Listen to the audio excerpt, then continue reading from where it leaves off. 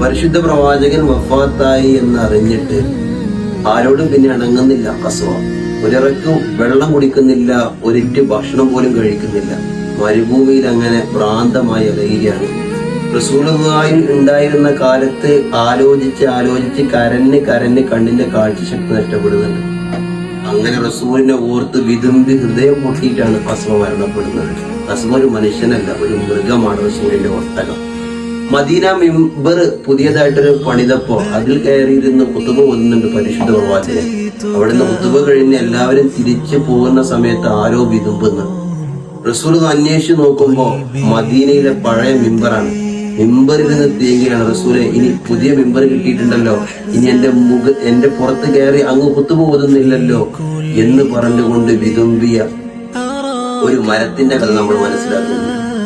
പ്രിയപ്പെട്ടവരെ, മുമ്പ് പറഞ്ഞ കസുവയും മരവുമെല്ലാം മനുഷ്യരായിരുന്നില്ല. അവരൊക്കെ റസൂലിനെ എത്രമാത്രം റസൂലിനെ ഉൾക്കൊണ്ടു എന്നുള്ളത് നിങ്ങളൊന്ന് ആലോചിച്ച് നോക്കൂ. പിന്നെ എങ്ങനെയായിരിക്കും സ്വഹാബത്ത്? റബീഉൽ അവ്വൽ ഒരു ദിവസം കൊണ്ട് അവസാനിക്കുന്നതല്ല. ഞാനടക്കമുള്ള നിങ്ങളോടാണ് സംസാരിക്കുന്നത്. അതുകൊണ്ട് പ്രവാചകനെ മനസ്സിൽ പ്രതിഷ്ഠിച്ചാൽ മാത്രമേ വിശ്വാസിയാകുള്ളൂ എന്ന് അറിഞ്ഞിട്ടും നമ്മൾ എത്രത്തോളം റസൂലിനോട് അടുക്കുന്നുണ്ട്.